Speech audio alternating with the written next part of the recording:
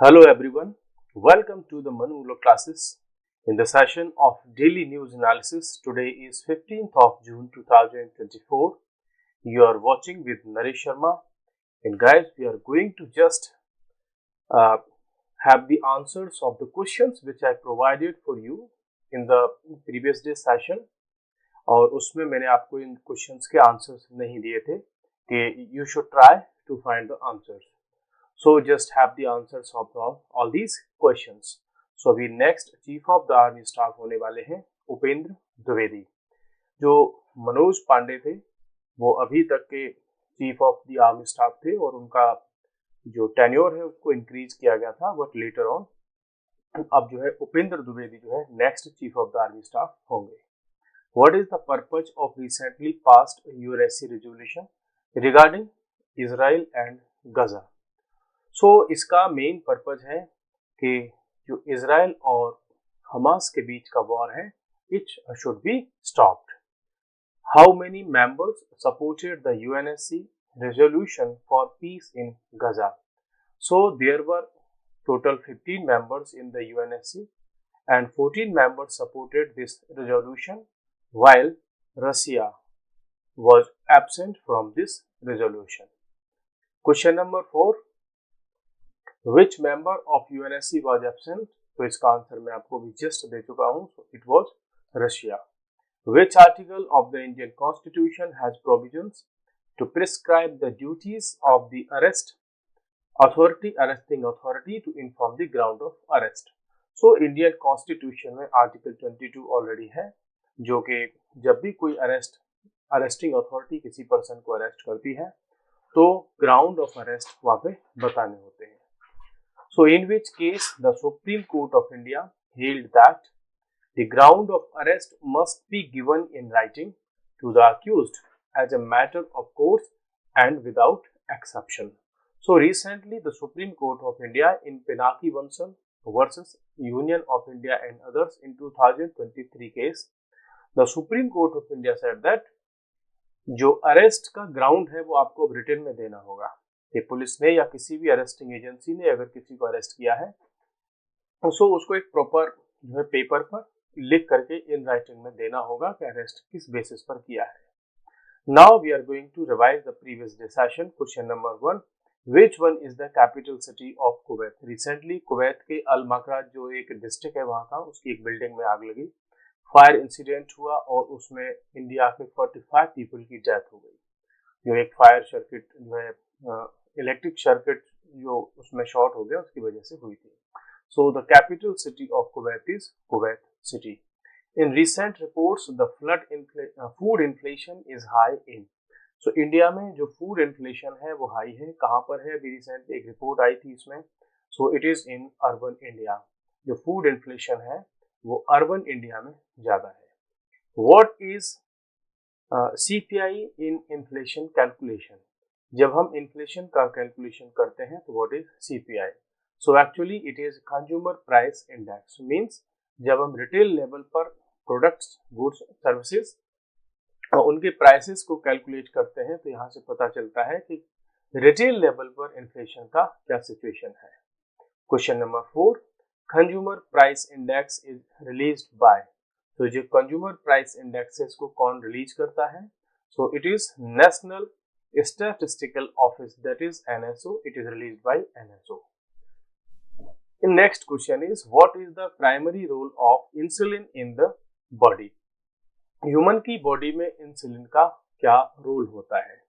सो insulin का जो basic role होता है कि to convert excess glucose into glycogen for storage.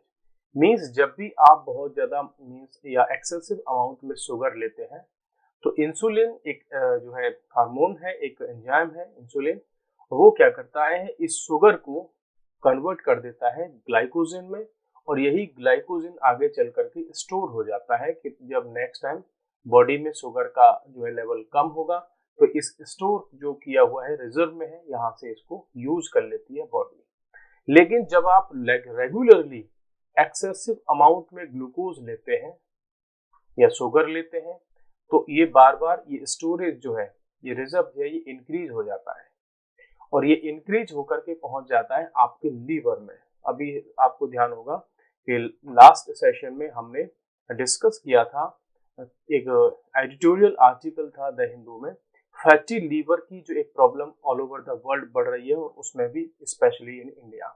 तो ये जो ग्लाइकोजेन है जो स्टोर हो जाता है, ये जाकर के स्टोर होता है लीवर में, ठीक है, और ये वो कन्वर्ट हो जाता है वहां पे जाकर के फैटी एसिड में, फैटी एसिड में। और यही जो फैटी एसिड होता है लीवर को बना देता है फैटी लीवर। और इस फैटी लीवर की वजह से लाइफ में बहुत सारे इश्यूज हो जाते हैं और वर्ल्ड में ये एक बड़ी प्रॉब्लम लोगों में देखने को मिल रही है। अगर आपने ध्यान किया हो और आपको if you can easily recall then you can identify such situations, जिसमें बताया था कि अराउंड 38% ऑफ द पॉपुलेशन है वो फैटी लीवर के इशू से परेशान है, उनको ये प्रॉब्लम्स हैं। और फैटी लीवर के इशू की एक बड़ी जो मेजर प्रॉब्लम क्या है कि इनिशियल लेवल पर वो ब्लड टेस्ट जब आप करवाते हैं तो उसमें वो डिटेक्ट नहीं होता, और ये ब्लड टेस्ट के थ्रू डिटेक्ट तब होता है जब ये एडवांस लेवल की प्रॉब्लम में पहुंच जाता है, जब इसको एडवांस लेवल की हार्म हो जाती है तब इसका पता चलता है कि फैटी लीवर का प्रॉब्लम हो गया है। So this is a world level problem. Now we are going to discuss today's current affairs. India's election results victory for democratic world says PM.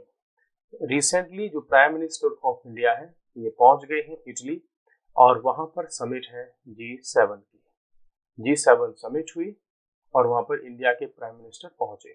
और तो G7 में कौन कौन मेंबर हैं? UK, France, Germany, Japan, Italy. तो 1 2 3 4 5 तो ये हो गए, और एक हो गया हमारे पास में जो है, क्या नाम है उसका, यूएसए। तो ये भी एक कंट्री हमारे पास में हो गया, और एक हो गया हमारा कनाडा। तो टोटल हो गए 7। एक्चुअली जो G7 है पहले G8 हुआ करता था, लेकिन 2014 में जब रशिया ने अटैक किया था, क्रीमिया वाला जो रीजन है यूक्रेन का उसको अनेक्स कर लिया, तब से G8 से रशिया बाहर निकल गया। अब ये रह गया है ओनली G7, ठीक है। तो ये बेसिक सा पॉइंट है यहाँ पर। अब यहाँ पर prime minister of India that was representing India, उन्होंने ये कहा कि अभी इंडिया में जो इलेक्शन के रिजल्ट्स आए हैं वो पूरे वर्ल्ड के लिए डेमोक्रेसी की एक जीत है। मींस ये एक इंडिकेशन इस तरह से था कि देखो, there are so many countries in the world where elections are not the path for government election. जैसे अगर आप जाएंगे, मोस्टली अगर आप अरब नेशंस में जाएं, if you go for Africa में जाएं, तो वहां पर इलेक्शंस होते ही नहीं है। मींस यहाँ पर ये कहना था कि देखो, वर्ल्ड में जो कंट्रीज हैं those are having trust in democracy, वहाँ की गवर्नमेंट बहुत अच्छे से वर्क करती है, और डिक्टेटरशिप या ऐसे इश्यूज वहाँ पर देखने को हमें नहीं मिलते। यहाँ पर अभी जो ये जो मीटिंग हुई है G7 की, उसमें एक हमें इम्पोर्टेंट चीज जो देखने को मिली वो थी नमस्ते। और जो नमस्ते है इंडियन कल्चर का जो ग्रीटिंग का एक वे है, उसको वर्ल्ड के सारे लीडर्स ने इसको एक्सेप्ट किया वहां पे। और जो मीन्स अगर इंडिया के कोई पर्सन नमस्ते से स्टार्ट करे, किसी को ग्रीट करे तो ठीक है, नॉर्मल लगता है, लेकिन वर्ल्ड के और भी बहुत सारे स्पेशली जो वेस्टर्न कंट्रीज के लीडर्स हैं उन्होंने भी नमस्ते से ही सबका ग्रीटिंग किया। चाहे वो इटली की जो है पीएम हो, क्या नाम है, जॉर्जिया मेलोनी हो, या जो बाइडेन हो, या और भी बहुत सारे लीडर्स हो, उन्होंने नमस्ते को ही एक ग्लोबल लेवल पर एक्सेप्ट किया है, ठीक है। अब इसमें अगर हम कुछ बात करें तो यहाँ और पॉइंट्स निकल करके आते हैं। यहाँ से पॉइंट निकल करके आते हैं कि इंडिया के जो पीएम हैं उन्होंने सारे के सारे लीडर से बात की, और स्पेशल जो अटेंशन है वो है president of Ukraine, that is Vladimir Zelensky. You know, we have very good relations with Russia के साथ हमारे बहुत अच्छे रिलेशन है, जबकि यूक्रेन और रशिया में क्या है, अभी वॉर चल रहा है। और इंडिया ने जब इससे मीटिंग की तो बहुत सारे लोगों को लगा कि इंडिया जो है, रशिया की जो मित्रता है, हमारी जो फ्रेंडशिप है रशिया के साथ, उससे हम दूर जा रहे हैं। जबकि प्राइम मिनिस्टर ऑफ इंडिया यहाँ पर बोल रहे हैं कि we are neutral and we support the efforts to establish peace all over the world. उधर फिर इंडिया के प्राइम मिनिस्टर ऋषि सुनक के साथ में, प्लस यहाँ पर उन्होंने इनके साथ में भी अच्छे मीटिंग्स की बात की और ये बात की कि इंडिया और यूक्रेन जो यूके है उसके साथ में हम 2030 के मैप पर काम करेंगे और रिलेशंस को बहुत अच्छा इम्प्रूव करेंगे और उनमें स्ट्रेंथ लेकर के आएंगे। नेक्स्ट हमारे पास में है कि law ministry plans to place report on simultaneous polls before cabinet at the earliest. जो ministry of law and justice है तो उनके पास में ये रिपोर्ट पहुंच चुकी है और ये रिपोर्ट थी regarding the simultaneous election around the country. और means one election one nation की जो बात हो रही थी, जिसमें former president of India was the chairman of the committee who submitted or who inquired into the requirements of the need of one nation one election and who have already submitted the report to the president of India, that is Draupadi Murmu, and the report had been raised to the Ministry of Law and Justice।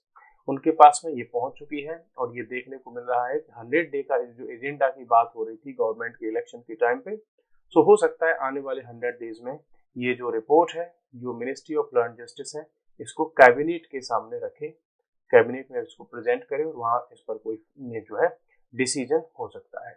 If you talk about the basics of this report तो यहाँ पर कुछ बात ये आती है कि इसमें जब इस वन नेशन वन इलेक्शन को इम्प्लीमेंट करने की बात आएगी तो इसके लिए क्या है।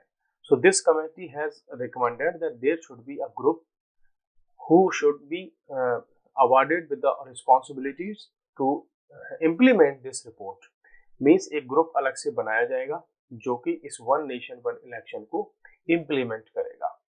One another thing is that according to this report Indian government को या इंडियन पार्लियामेंट को इंडियन कॉन्स्टिट्यूशन में total 18 times means total 18 provisions होंगे जहां पर अमेंडमेंट करना होगा, तब हम इस रिपोर्ट को जो है इम्प्लीमेंट कर पाएंगे।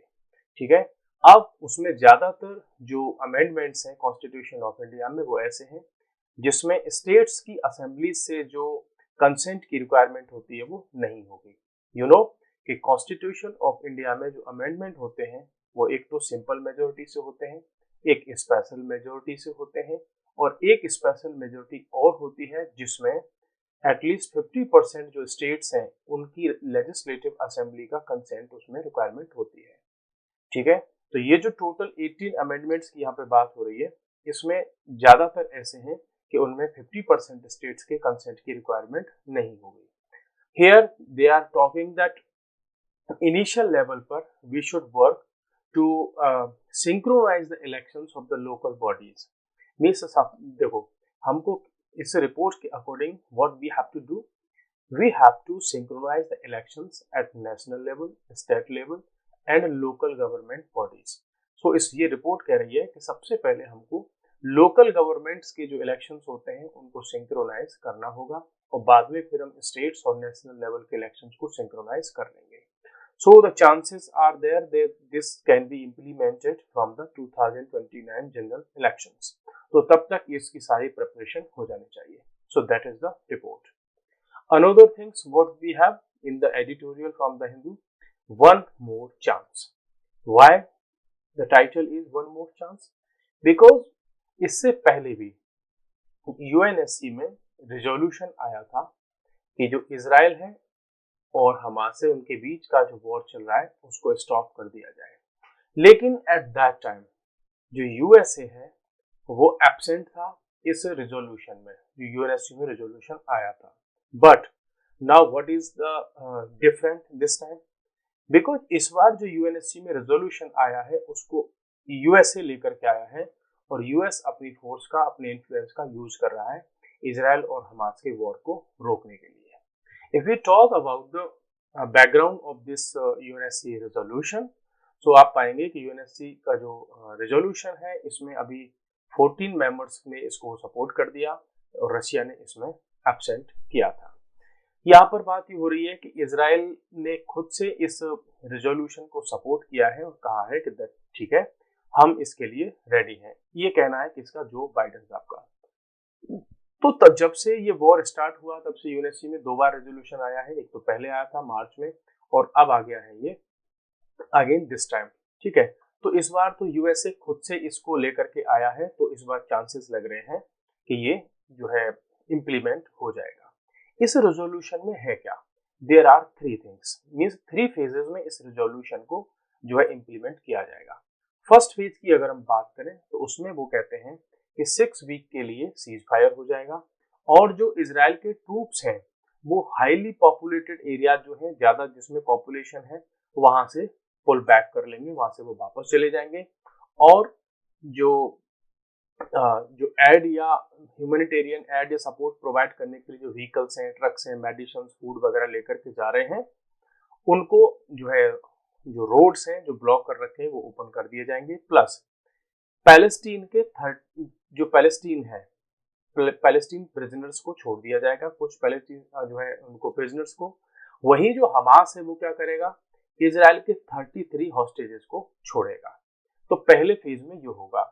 फिर सेकंड फेज में यहाँ पर ये बात कर रहे हैं कि in the second phase Israel क्या करेगा, इजराइल हमास से जो है बिल्कुल ही पुल बैक कर लेगा गाजा वाले रीजन से, रफाह वाले रीजन से, मींस वहां से वापस आ जाएगा गाजा स्ट्रिप से।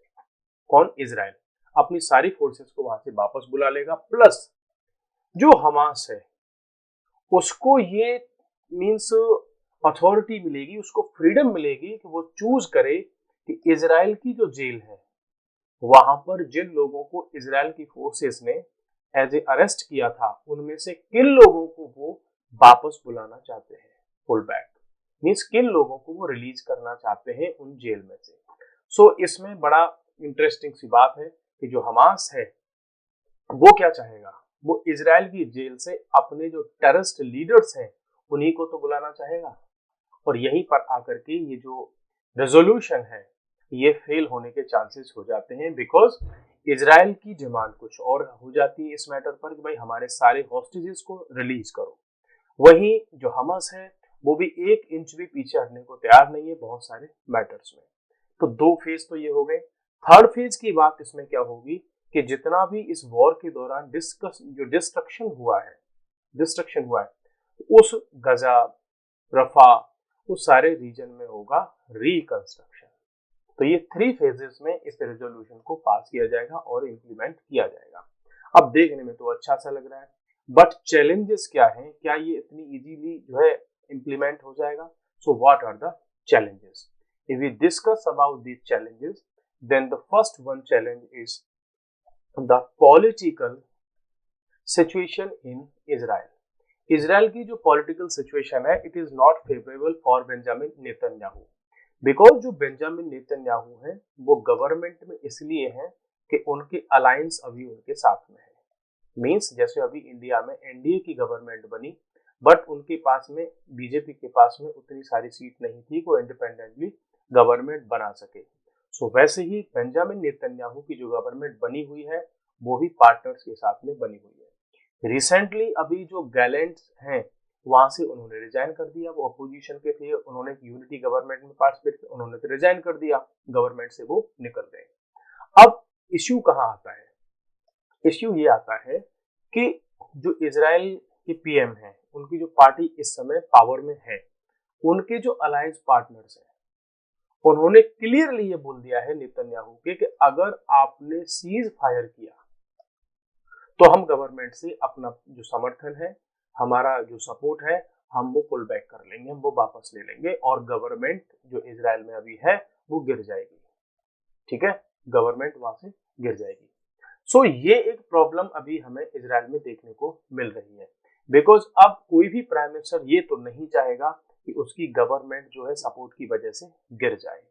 तो एक तो इजराइल की तरफ से हमें चैलेंज दिख रहा है, प्लस अभी तक इजराइल ने किसी भी पब्लिक मीटिंग में ये अनाउंस नहीं किया है कि हमने इस रेजोल्यूशन को एक्सेप्ट कर लिया है। तो ये एक तो प्रॉब्लम हो गई। Another problem is from the Hamas. Hamas की तरफ से क्या प्रॉब्लम है? हमास कहता है कि हम डिसाइड करेंगे कि इजराइल किन लोगों को छोड़ेगा वहां से। तो वो छोड़ने की बात करता है कि हमारे जो मिलिटेंट लीडर्स हैं उनको छोड़ दो।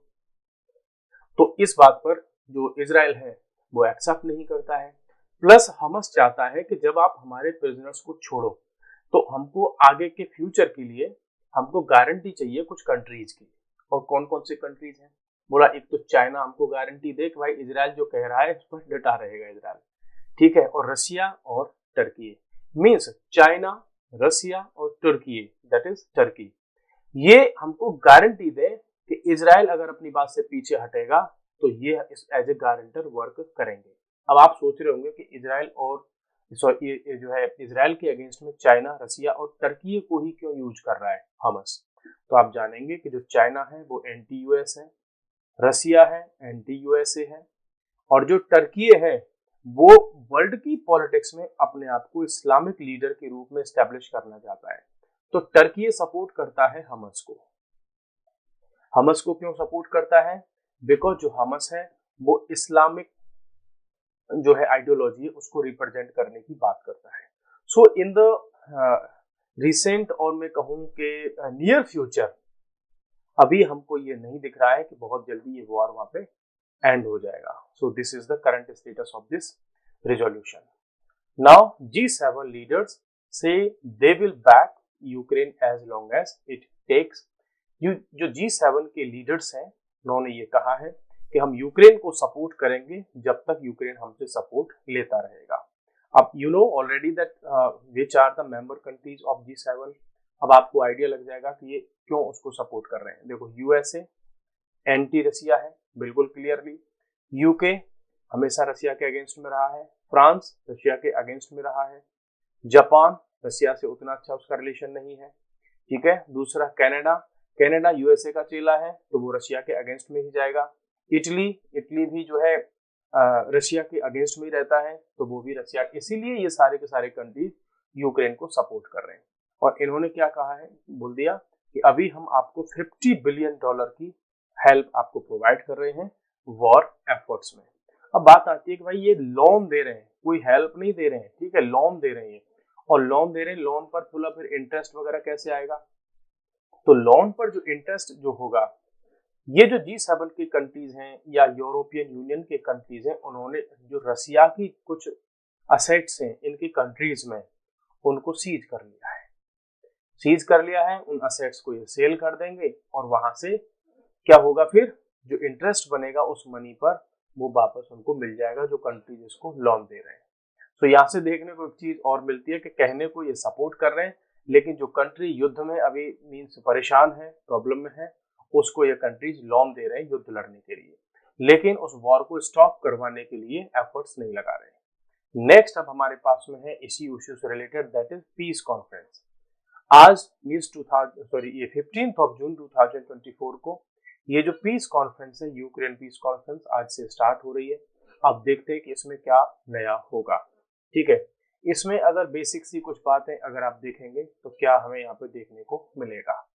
तो बेसिक से points we can have from this system और दिस कॉन्फ्रेंस। पहला पॉइंट हमारे पास में आता है कि ये जो मीटिंग है, इस मीटिंग को इस आर्टिकल में कहा गया है कि engagement ceremony without bride groom.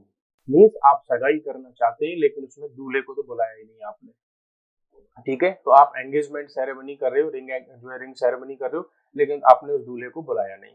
दूल्हा कौन है? दूल्हा है रसिया। तो इन्होंने अराउंड 160 कंट्रीज को इनविटेशन दिया था और अराउंड 90 के कंट्रीज के आसपास इसमें आए हैं। अब इन्होंने रसिया को इनवाइट ही नहीं किया। इधर जो स्विट्जरलैंड है वो कहता है कि भाई हम तो न्यूट्रल कंट्री हैं, ठीक है। तो रसिया ने न्यूट्रल इसके स्विट्जरलैंड के अगेंस्ट में ये कहा कि भाई आप अब न्यूट्रल नहीं रहे, पहले हुआ करते थे। कैसे नहीं रहे?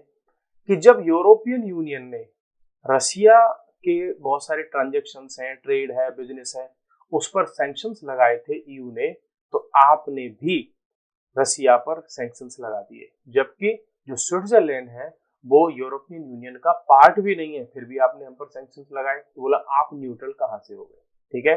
प्लस आपने रसिया को तो बुलाया ही नहीं है इस मीटिंग में। सो इस मीटिंग में बहुत ज्यादा हमें देखने को अभी ऐसा नहीं मिल रहा है, इसीलिए इसको कहा गया है कि ring ceremony without bride groom. India का क्या इस पर स्टांस है? सो इंडिया को यूक्रेन ने भी इनवाइट किया, स्विट्जरलैंड ने भी इनवाइट किया इस मीटिंग में आने के लिए, लेकिन इंडिया के जो पीएम है वो ना जाने, मीन्स उनका जाने के चांसेस इसमें हमको नहीं दिख रहे। और वहां से अभी इंडिया की तरफ से जो इसमें पार्टिसिपेट करेंगे, इंडिया के जो सीनियर डिप्लोमेट्स हैं वो इस मीटिंग में पार्टिसिपेट करेंगे। तो इससे क्लियर दिख रहा है कि हम भी रसिया को नाराज तो नहीं करना चाहते उस मीटिंग में पार्टिसिपेट करके, ठीक है। So this is the current situation of this Ukraine piece conference. कल जब ये मीटिंग फिनिश हो जाएगी उसके बाद फिर से इस पर आर्टिकल्स आएंगे, then we will discuss all other details of this peace conference. So we are going to end today's this session. Bye bye, take care.